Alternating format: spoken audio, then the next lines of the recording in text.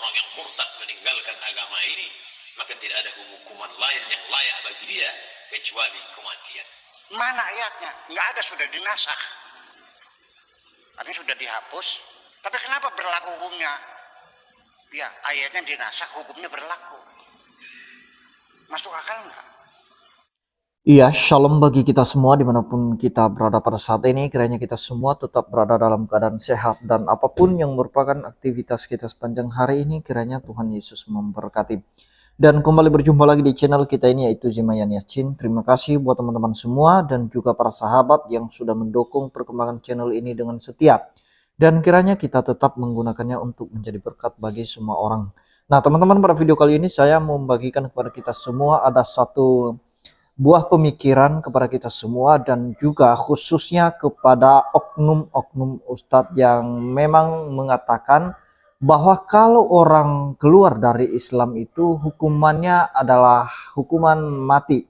Kalau orang berzina maka dirajam dengan batu, dan itu pernah disampaikan oleh Ustadz Abdul Somad.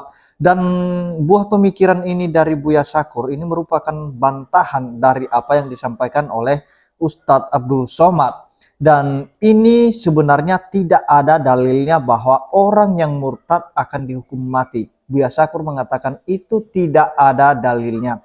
Nah teman-teman, seperti apa videonya? Mari kita simak videonya yang berikut ini. La yahillu damu imri'in muslim, tidak halal darah seorang muslim kecuali dia melakukan satu di antara yang tiga. An-nafsu bin nafsi, membunuh, maka dia mesti dihukum bunuh, hukum pancung, dipotong kepalanya. As-sayyibu zani, sudah menikah tapi dia tetap juga berzina. Asy-syaikhu wasy-syaikhatu, laki-laki perempuan yang sudah menikah, idza zanaya, kalau dia tetap berzina juga, farjumuhumul battah, rajam dia, kubur setengah tubuhnya, lempar batu dia sampai mati. Yang ketiga, at-tariku lidinihi al-mufariqu lil jamaah, orang-orang yang murtad meninggalkan agama ini, maka tidak ada hukuman lain yang layak bagi dia kecuali kematian. Kenapa orang murtad dihukum bunuh? Bukankah Islam mengatakan la ikraha fiddin, tidak ada paksaan dalam agama? Jawabannya apa? Ya kalau orang Islam yang pindah agama tidak ada bunuh, ya habis umat Islamnya. Gitu jawabannya. Ai.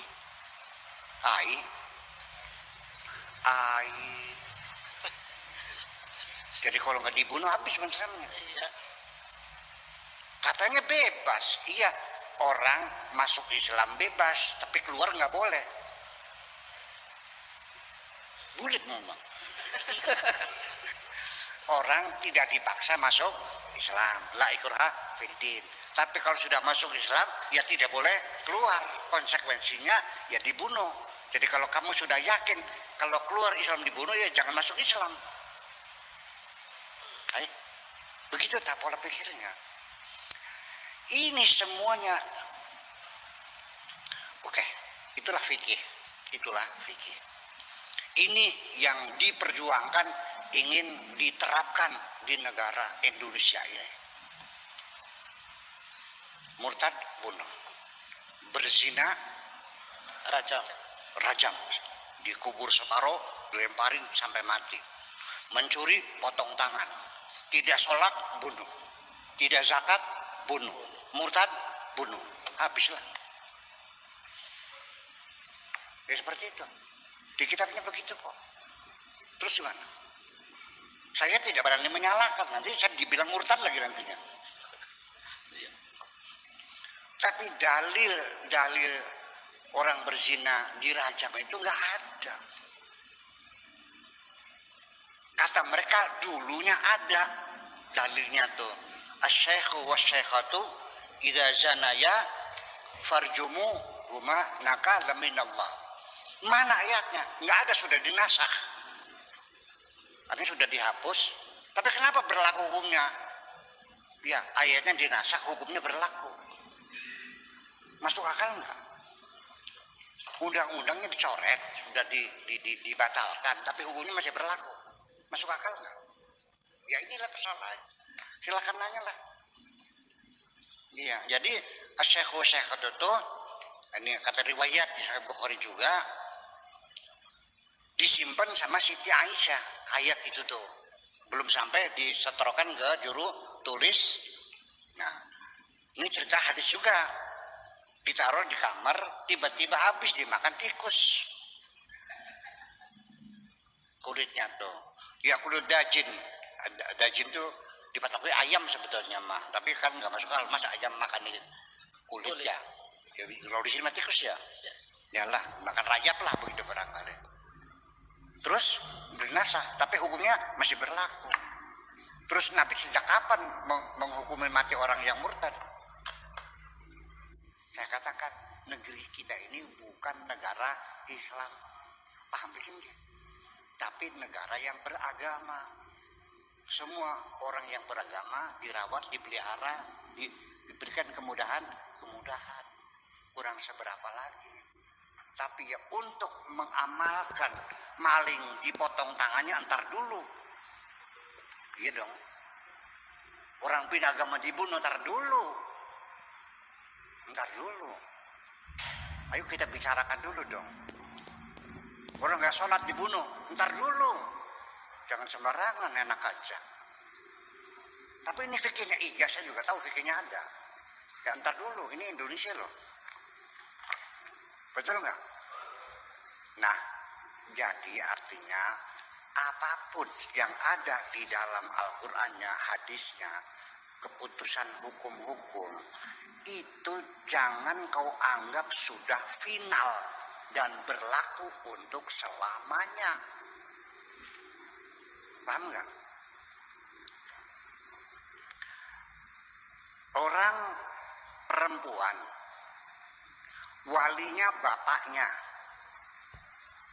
dalam fikih boleh dipaksa dikawinkan dengan lelaki pilihan bapak. Suka, tidak suka, zawajtuka wa angkahtuka binti hasanah bima dikata bakata, sah nikahnya. Betul nggak? Fikih negara kita melarang kawin paksa. Undang-undang pernikahan melarang kawin paksa. Didemo oleh umat Islam, dianggapnya melarang sesuatu yang tidak dilarang Tuhan. Berarti negara kafir. Bayangkan, dikafir-kafirin. Waktu itu macam Pak Harto ya, diinjak-injak meja DPR nih, didemo oleh mereka. Karena negara melarang kawin paksa, padahal Tuhan tidak melarang. Apa seperti itu yang kau inginkan Islam di Indonesia ini? Cok bilang, jujur aja Mak. Apakah Islam seperti itu yang kau inginkan? Betul nggak? Ya. Fikih mengatakan cerai di mulut lelaki kapan saja silakan dan sah, dengan bergurau pun sah. Dicabut oleh negara, harus diproses di pengadilan, juga tidak menerima umat Islam ini. Sampai sekarang banyak kiai yang beranggapan sah cerainya dengan ucapan itu, dan harus rujuk kawin lagi. Bayangkan, apakah yang disebut dengan cerai di tangan laki, di mulut laki-laki itu final, berlaku untuk selamanya sampai kiamat. Tidak boleh direvisi, tidak boleh diperbaiki. Itu yang jadi masalah. Yuk kita berpikir sehat saja sekarang. Betul enggak? Perceraian diangkat ke pengadilan ini dalam rangka melindungi nasib perempuan. Perempuan juga manusia kok. Dia punya hak pembelaan. Enak aja. Sudah punya anak 4, sudah tua, diceraikan, dibuang di tengah jalan, gimana lagi? Diadili dong. Itu kan dulu belum ada negara, belum ada KUA, belum ada Menteri Agama, ya ucapan. Sekarang udah ada negara.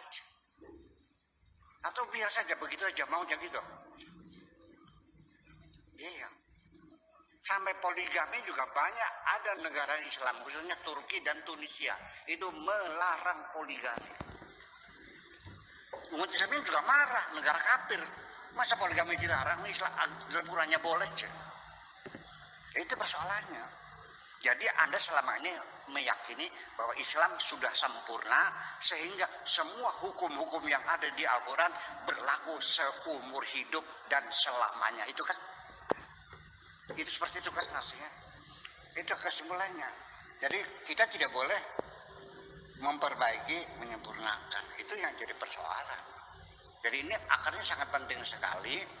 Dan nanti di penghujungnya yang saya khawatirkan adalah kalau orang tidak sholat dibunuh, orang tidak zakat dibunuh, orang berzina dibunuh, orang mencuri dipotong tangannya, hukuman-hukuman fisik. Sampai ada di hadisnya, di Madzhabul Arba'ah, saya bertanggung jawab, ada hadisnya. Ya, ada seorang sahabat melaporkan kepada Kanjeng Nabi bahwa ada beberapa orang maling yang di penjara itu melarikan diri, perampok itu melarikan diri. Kata mereka, bagaimana Rasulullah? Kata Rasulullah, kejar mereka, tangkap dia, ya, potong tangannya,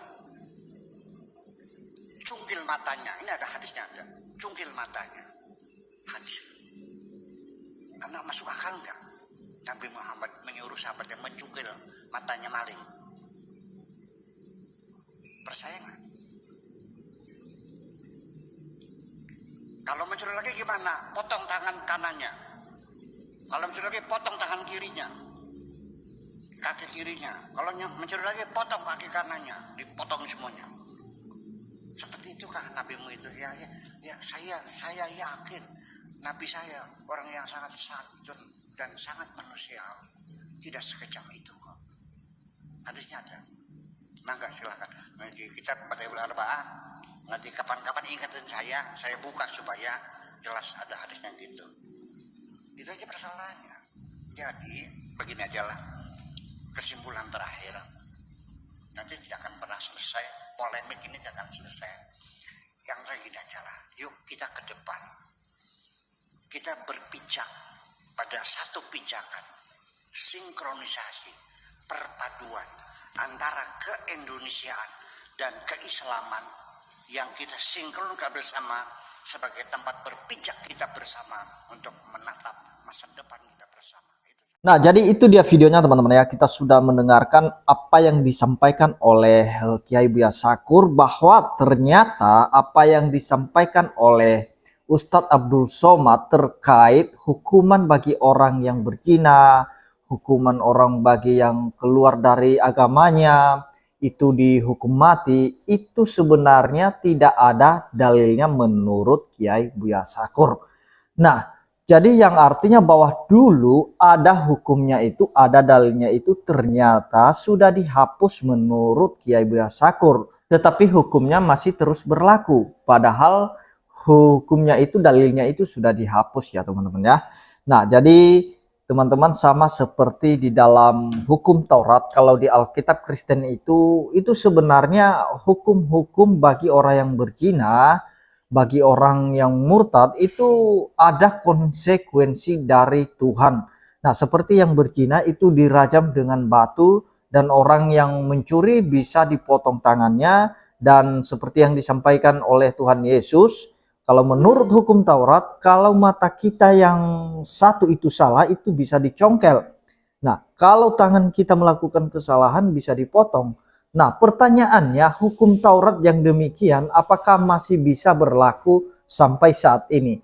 Tentu saja tidak. Itu di zaman para nabi berlakunya, dan itu hukumnya dilaksanakan sebelum Tuhan Yesus menggenapi seluruh hukum Taurat. Tetapi setelah Tuhan Yesus menggenapi seluruh hukum Taurat itu, maka tidak berlaku lagi yang namanya hukum rajam batu. Karena Yesus membawa damai, membawa kasih, karunia, dan pengampunan bagi semua orang.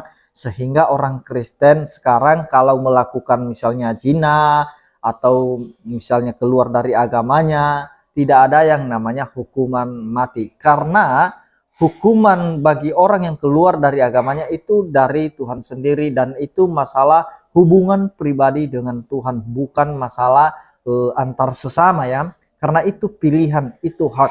Sama seperti yang disampaikan oleh Kiai Buya Syakur, bahwa seperti halnya yang dikatakan bahwa bebas, atau Islam itu mengatakan bebas untuk memeluk agama, untuk memilih agama, ternyata hanya masuknya aja bebas, tetapi keluar dari agama tersebut itu tidak bebas, itu dikasih hukuman mati. Nah, ternyata dalilnya pun tidak ada menurut Kiai Buya Syakur. Nah, jadi teman-teman, artinya yang lebih utama di sini seperti yang disampaikan bahwa kita ini tinggal dalam bangsa Indonesia, negara Indonesia, bukan negara Islam. Tentu saja yang diberlakukan adalah hukum-hukum yang berlaku di negara kita, bukanlah hukum agama.